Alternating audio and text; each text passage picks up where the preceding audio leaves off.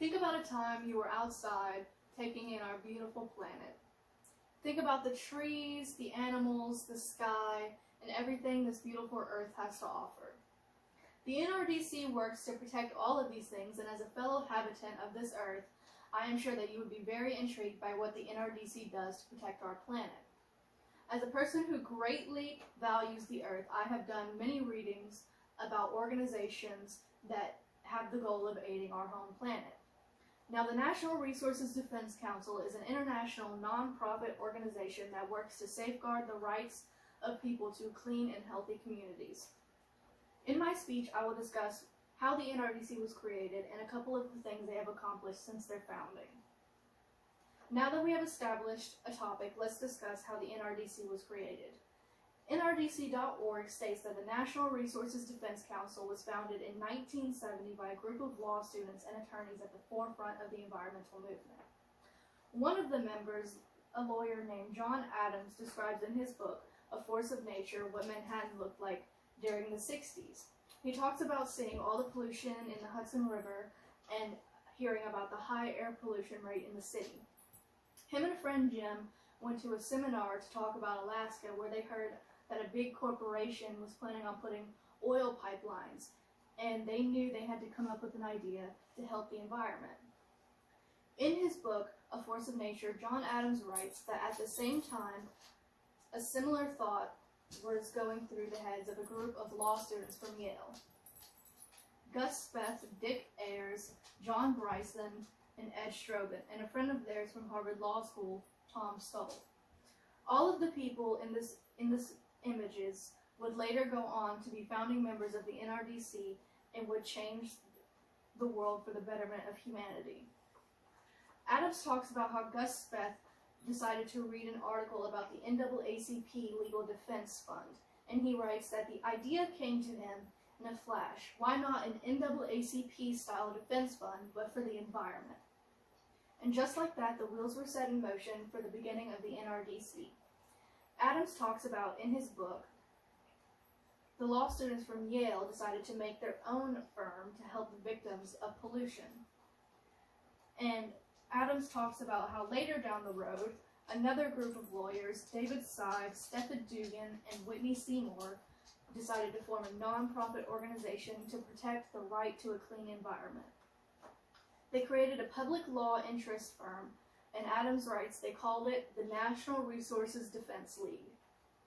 Adams writes that Dugan later recruited him, where he met up with a group of lawyers from Yale and Sive and Seymour. Whenever they came together as a collective, they decided to change the name to the National Resources Defense Council, and the NRDC was born. Now that we have discussed how the NRDC was founded, let's talk about a few of their accomplishments. Now, the NRDC has done many things, and not just for the environment, but for peace and a progressive future since its founding. In the first 10 years, they had already done so much to help the environment. And John Adams lists a couple of their accomplishments, one being a lengthy battle between Consolidated Edison. The battle between Con Edison was one of the first items on the NRDC's agenda. It was to stop a power plant from being formed in Storm King Mountain. Now, he talks about that in December in 1980, the NRDC, along with 10 other environmental groups, reached a final agreement. Con Edison and other utility companies in what would become known as the Hudson River Peace Treaty. The agreement was set in the Hotel Roosevelt in New York City. This treaty led way to very positive environmental progressiveness in the Hudson Bay area, and the NRDC won against big corporations that day and proved to be the defenders of the environment.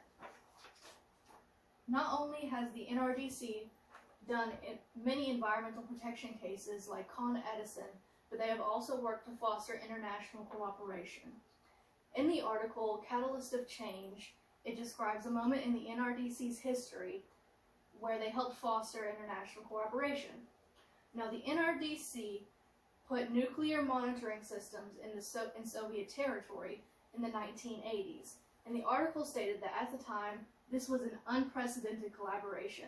No other non-governmental organization at the time has even touched what governments in other countries have been doing, especially not an environmental agency. Here's an image of what one of the facilities might have looked like. And the article even goes on to say that this transnational collaboration of scientists accomplished what U.S. administrations from Eisenhower to Carter had tried and failed to do for years. In conclusion, the National Resources Defense Council is an international nonprofit agency that helps to safeguard the rights to clean and healthy communities. We have discussed how the NRDC was created and a couple of the things they have accomplished since their founding.